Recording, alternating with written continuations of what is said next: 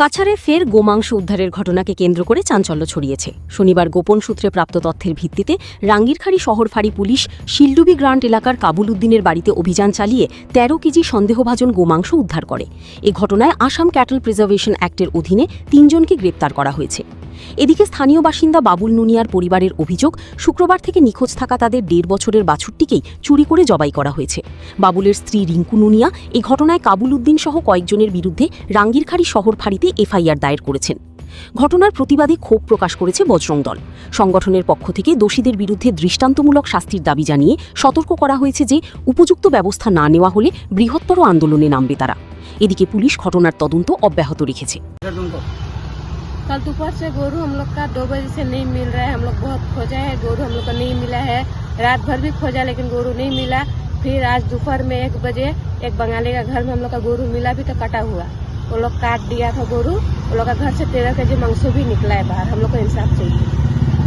আজকে আমরা রাঙ্গিরখাড়ি থানায় এসেছি এবং আজকে আমরা জানতে পারি যে সকালে শিলডুবি গ্রান্টে 13 কেজি গোমাংস উদ্ধার হয়েছে এবং উদ্ধার হওয়ার পর অভিযুক্ত দুজনকে আমাদের রাঙ্গিরখাড়ি পুলিশ স্টেশন থেকে ওনারা গ্রেপ্তার করে এনেছেন। এবং তার থেকে বড় ব্যাপার হলো, আমার সঙ্গে রয়েছেন রিঙ্কু নুনিয়া দিদি। উনার গতকালকে প্রায় 2 কোটি টাকা থেকে একটি স্ত্রী গোশাবক পাচ্ছিলেন না, প্রায় 1.5 বছর বয়স হবে। এবং আজ ওনারা গোমাংস উদ্ধার হয়েছে জানতে পারে সেখানে গিয়েছিলেন।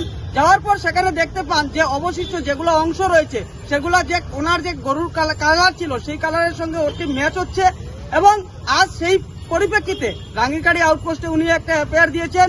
এবং আমরা বজরং দল থেকে এই ঘটনার তীব্র নিন্দা জানাই এবং আমরা কঠোরভাবে বলে দিতে চাই, এই কিছু সংখ্যক জিহাদিদের দ্বারা পুরো হিন্দু সমাজ এবং আমাদের যেগুলা এই শিলডুবিতে যেগুলো আমরা হিন্দু সমাজ রয়েছে তাদের ধর্মীয় ভাবাবেগ আঘাতপ্রাপ্ত হচ্ছে। এবং আমরা পুরো স্পষ্টভাবে বলে দিতে চাই, এই কিছু সংখ্যক জিহাদিদের জন্য সমাজে অশৃঙ্খলার সৃষ্টি হচ্ছে। আমরা দেখেছি বিভিন্ন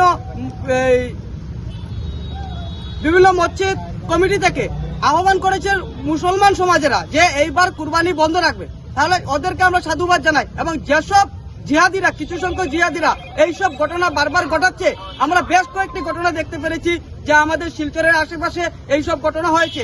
এদেরকে কঠোর থেকে কঠোরতম শাস্তি দেওয়ার আমরা অনুরোধ জানাই। এবং আমরা বিভিন্ন দিন থেকে সোশ্যাল মিডিয়ায় দেখতে পাচ্ছি যে মুসলমান সমাজেরা আওয়াজ উঠিয়েছে যে গো মাতাকে রাষ্ট্রমাতা ঘোষণা করা হোক। তাদেরকে আমরা বলতে চাই যে গো মাতাকে রাষ্ট্রীয় সম্মান দেওয়ার জন্য আমরা আজ থেকে নয়, হলো পূর্ব থেকেই পুরো ভারতবর্ষে আমরা এই অভিযান চালিয়ে যাচ্ছি এবং কিছুদিন পূর্বেই সেই অভিযান চালিয়েছি।